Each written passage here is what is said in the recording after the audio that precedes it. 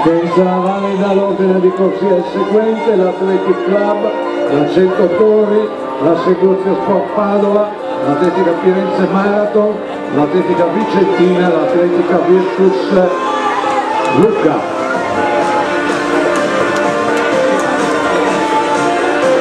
I professionisti sono Prandi, Bappù, Porcato, Pini, Brazzale, Giolitto.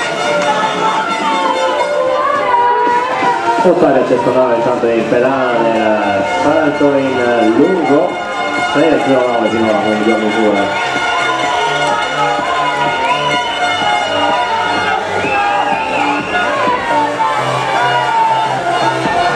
Cambia per primo la 100 Torri di Pavia, buona ovviamente la gara di Cristian Bappù, è partito Emanuel Imei Cebuca.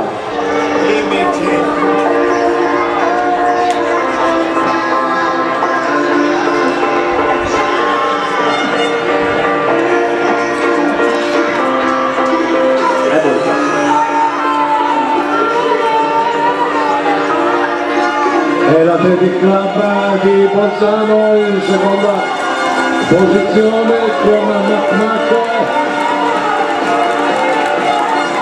100 Torri, Athletic Club Bolzano che cambiano quasi insieme. Bolzano passa al comando, migliore il cambio della società bolzanina, è partito Musaro. 100 Torri schiera Mario Pavanna.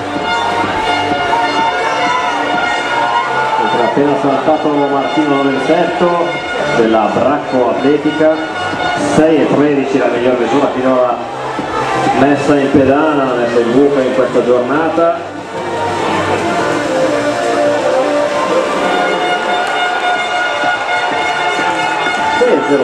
Ancora un buon salto, ma non basta superare l'Aula Pratica, ma in pedana per il quinto turno.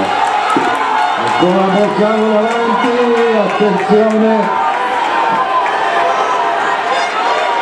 Attenzione ai cambi.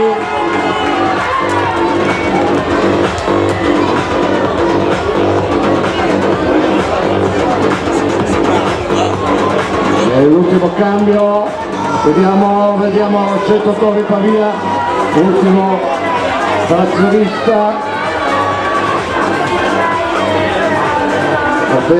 Notevole la sua progressione dell'ultimo frazionista della 100 Torri di Pavia,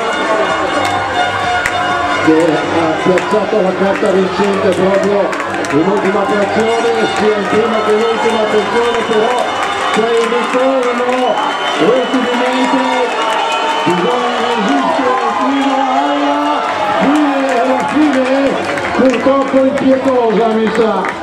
E alla fine mi sa che sia purtroppo impietosa, 3,18,82.